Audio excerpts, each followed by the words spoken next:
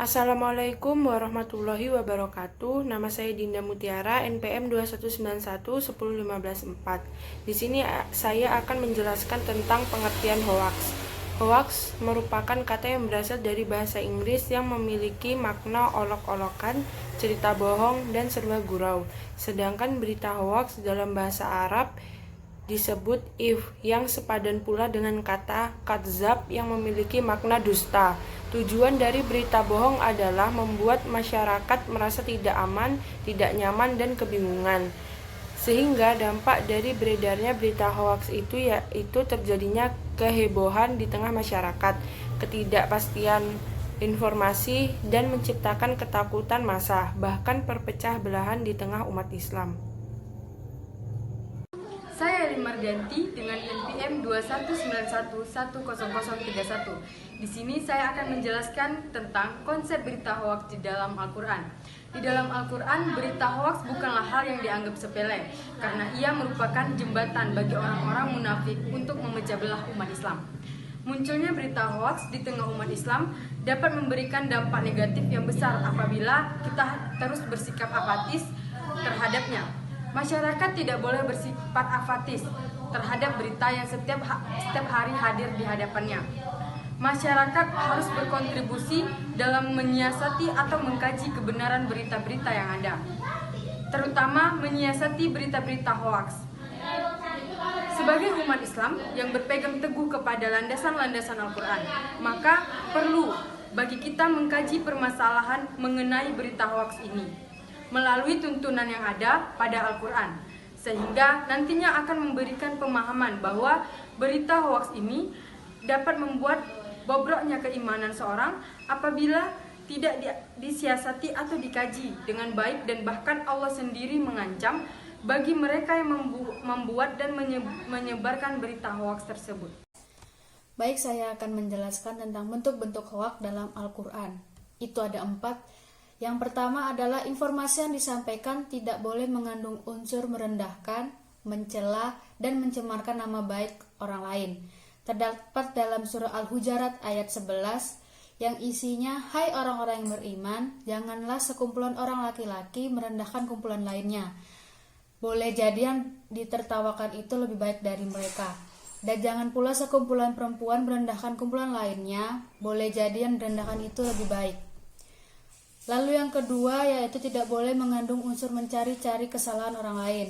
Terdapat dalam surah Al-Hujurat ayat 12 yang isinya, "Wahai orang-orang yang beriman, jauhilah banyak dari prasangka. Sesungguhnya sebagian dari berprasangka itu dosa, dan janganlah kamu mencari-cari kesalahan orang lain, dan janganlah di antara kamu yang mengunjing sebagian yang lainnya." Lalu yang ketiga yaitu informasi tidak boleh ditambah-tambah, interpretasi subjektif dengan tujuan agar berita menjadi lebih menarik dan menghebohkan.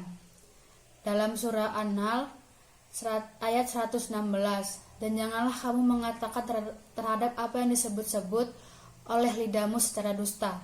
Ini halal dan ini haram, untuk mengadang-adakan kebohongan terhadap Allah. Sesungguhnya orang-orang yang mengadang-adakan kebohongan terhadap Allah tiadalah beruntung." Lalu yang terakhir yaitu tidak boleh menyampaikan berita yang sengaja dibalik dari fakta sebenarnya atau memutarbalikkan informasi yang benar menjadi bohong, dan perbuatan baik menjadi buruk dan tercela. Terdapat dalam Quran surat An-Nur ayat 12-18. Sekian dari saya, terima kasih. Assalamualaikum warahmatullahi wabarakatuh. Saya Jurman Afriansyah akan menjelaskan tentang Al-Quran. Al-Quran adalah tuntunan umat Islam. Al-Quran juga bisa disebut salil likulli zaman al-makan. Apa jadinya jika Al-Quran dilanggar dan disepelekan artinya atau ajarannya? Untuk itu, Islam sebagai agama yang sempurna tentunya mengatur juga masalah hoax, guna membimbing umat ke jalan yang benar. Di dalam Al-Quran tertulis dan diterangkan bahwa berita hoax atau berita bohong adalah modal orang-orang munafik untuk merealisasikan niat kotor mereka. Sebagaimana yang disebutkan di dalam Al-Quran dalam surah Al-Ahzab ayat 60 sampai dengan ayat 61 yang berbunyi, "Sesungguhnya jika tidak berhenti orang-orang munafik, orang-orang yang berpenyakit dalam hatinya, dan orang-orang yang menyebarkan kabar bohong di Madinah atau dari yang menyakitimu, niscaya kami perintahkan kamu untuk memerangi mereka. Kemudian mereka tidak menjadi tetanggamu di Madinah, melainkan dalam waktu yang sebentar, dalam keadaan terlaknat.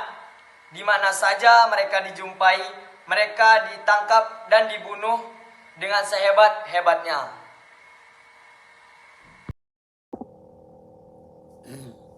Mereka orang-orang yang menganggap berita hoax itu hal yang ringan, lalu ikut menyebarkan berita hoax tersebut tanpa mencari kebenarannya terlebih dahulu. Sungguh ia akan mendapatkan dosa yang besar. Sebagaimana juga disebutkan pada sebuah hadis dalam kitab As-Sahihain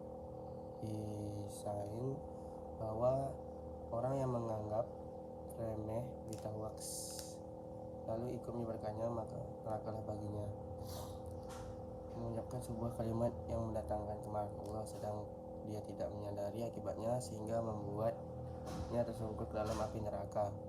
Salah satu hukum orang yang suka menuduh atau menyebarkan hoax adalah meletakkan pada dirinya predikat sebagai orang fasik. Namun jika seorang itu ingin bertaubat, maka segeralah untuk bertaubat. Namun taubatnya saja belum dipandang cukup, tetapi harus terlihat tanda-tanda kebaikannya. Perubahannya untuk tidak mengulangi, karena dosa ini menyangkut hak manusia sehingga lebih diberatkan. Cara menanggapi hoax dalam perspektif Al-Quran. Allah telah mengajarkan di dalam kitab sucinya untuk melakukan hal-hal berikut sebagai langkah pencegahan atau langkah menyikapi berita hoax. 1. Berpikir positif. Allah menganjurkan umat Islam untuk berpikir positif saat menerima berita-berita yang sekiranya mengandung unsur-unsur provokasi ataupun berita yang tidak sesuai dengan faktanya, sebagaimana firman-Nya di dalam surat An-Nur ayat 24 yang berbunyi, "Mengapa di waktu kamu mendengar berita bohong itu orang-orang mukminin dan mukminat tidak bersangka baik terhadap diri mereka sendiri, dan mengapa tidak berkata ini adalah suatu berita bohong yang nyata." Jadi umat muslim sangat dianjurkan untuk mendahulukan berpikir positif saat menerima berita bohong, apalagi berita bohong tersebut menyangkut saudara seiman, keluarga sendiri, atau orang yang dikenal. Maka tidak ada hak bagi seseorang memvonis orang lain sebelum mengetahui berita yang sebenarnya. 2. Jangan ikut menyebarkan.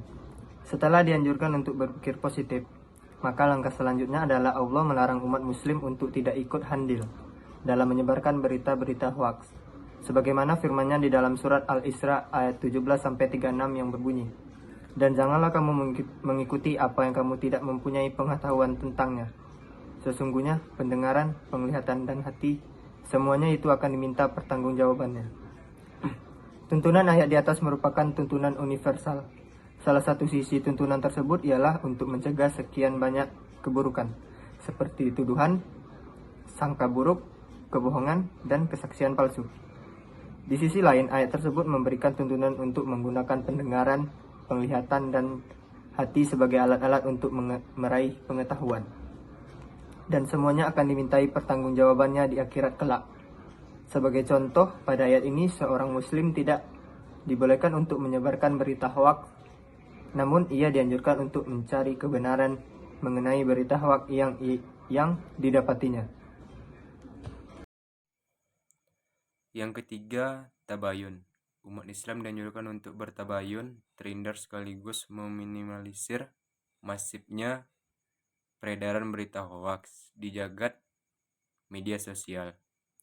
Hal ini difirmankan Allah SWT dalam surat Al-Hujarat yang berbunyi, "Hai orang-orang yang beriman, jika datang kepadamu orang fasik membawa suatu berita, maka periksalah dengan teliti agar kamu tidak menimpakan sesuatu musibah kepada suatu kaum tanpa mengetahui keadaannya." Assalamualaikum warahmatullahi wabarakatuh. Perkenalkan, nama saya Dini Vendra.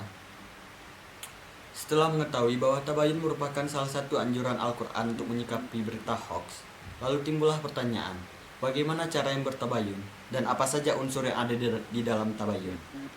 Yang pertama adalah membaca. Surat Al-Alaq ayat 1 yang berbunyi, bacalah dengan menyebut nama Tuhanmu yang menciptakan. Perintah pertama kali saat wahyu turun yang dianjurkan oleh Allah adalah untuk membaca. Karena membaca merupakan suatu hal yang sangat penting guna menyerap informasi-informasi yang ada.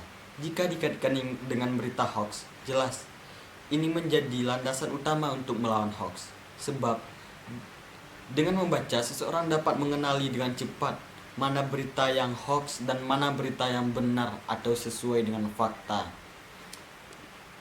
Nah, yang kedua adalah bertanya. Salah satu usaha yang dilakukan dengan mencari kebenaran informasi atau bertabayun adalah sebagaimana yang terdapat di dalam Al-Quran surat Yunus ayat 94 yang berbunyi, maka jika kamu Muhammad berada di dalam keraguan-raguan tentang apa yang kami turunkan kepadamu, maka tanyakanlah kepada orang-orang yang mencari kitab sebelummu.